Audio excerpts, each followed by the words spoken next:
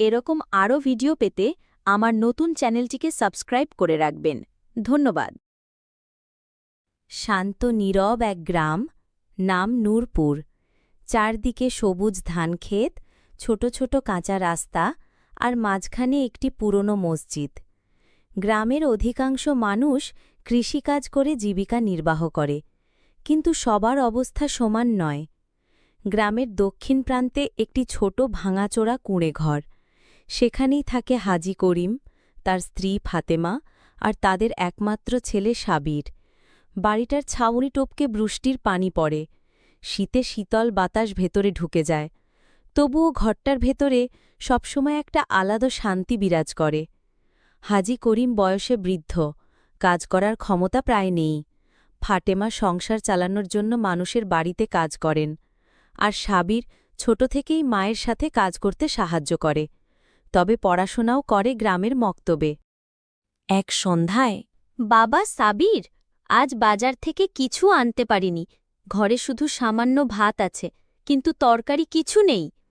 তুমি চিন্তা করো না, শুধু ভাত খেলেও আল্লাহর নাম নিয়ে খাব, তিনি রিজিকদাতা। এইভাবে কষ্টের মাঝেও সাবির সব সময় আল্লাহর উপর ভরসা রাখত।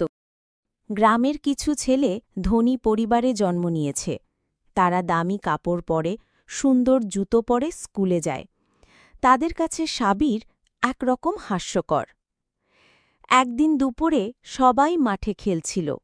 সাবিরও খেলার জন্য এগিয়ে গেল, কিন্তু তখনই কয়েকজন দুষ্টু ছেলে তাকে দেখে বিদ্রূপ করতে শুরু করল। এই যে সাবির, তোর জামাটা কত পুরনো, এখনো ছিঁড়ে যায়নি?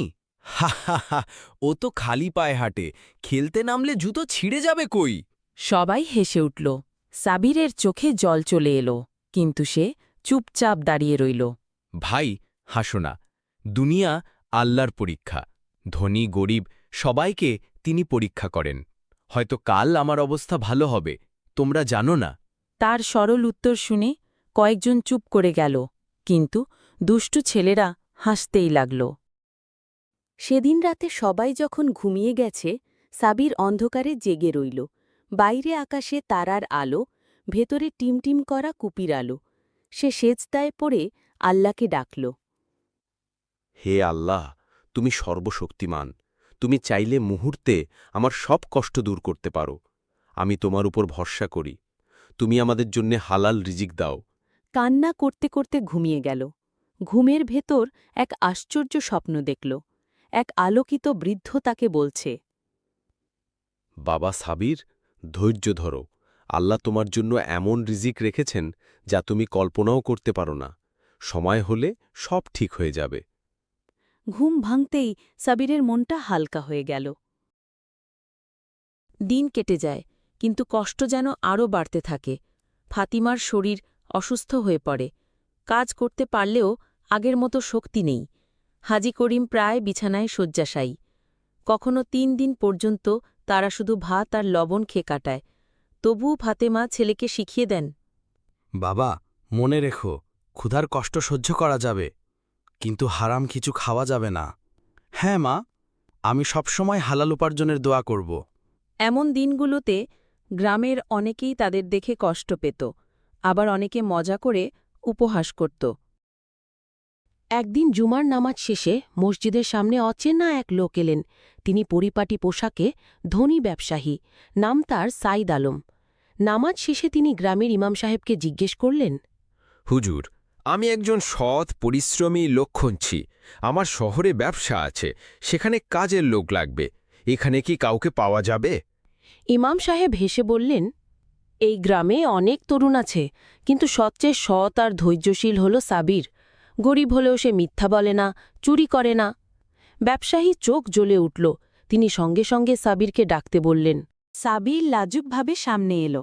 তার পুরনো জামাটা দেখে ব্যবসায়ী প্রথমে অবাক হলেন, কিন্তু তার চোখে সরলতা আর সত্যবাদিতা দেখে মুগ্ধ হলেন। বাবা সাবির, তুমি কি আমার সঙ্গে কাজ করতে চাও? কিন্তু কাজ কেমন? আমি চাই হালাল রিজিক হোক। হ্যাঁ, একেবারেই হালাল। আমি বাণিজ্য করি, তোমাকে সাহায্য করতে হবে। সাবির সম্মতি দিল। শহরে গিয়ে সাবির জীবনে নতুন অধ্যায় শুরু করল। প্রথম দিন থেকেই সে সৎভাবে কাজ করল। মাল গোনা, হিসেব রাখা, গ্রাহকদের সাথে ভালো ব্যবহার করা। লোকজন অবাক হয়ে বলতো, এ ছেলে তো অন্যরকম, ঠকায় না, বরং কম লাভে জিনিস দেয়। ক্রমে ব্যবসায়ীও বুঝতে পারলেন সাবির শুধু একজন শ্রমিক নয়, বরং বিশ্বাসযোগ্য সহকারী। তিনি তার বেতন বাড়িয়ে দিলেন। কয়েক বছর পর ব্যবসায়ী সায়েদ আলম তার পরিবারকে নিয়ে ভাবলেন। তার এক কন্যা ছিল, নাম মাহিরা। তিনি চেয়েছিলেন সৎ, পরিশ্রমী একজন জামাতা। তিনি একদিন সাবিরকে বললেন, সাবির, আমি চাই তুমি আমার জামাতা হও। তুমি আমার মেয়েকে বিয়ে করো। আমি তো গরিব, আমার কিছুই নেই। তোমার সততাই আমার কাছে সবচেয়ে বড় সম্পদ। বিয়ে হয়ে গেল। সেদিন গ্রামের মানুষ বিস্ময়ে তাকিয়ে রইল। যে ছেলেকে তারা একসময় উপহাস করত, সে আজ ধনী ব্যবসায়ীর জামাতা।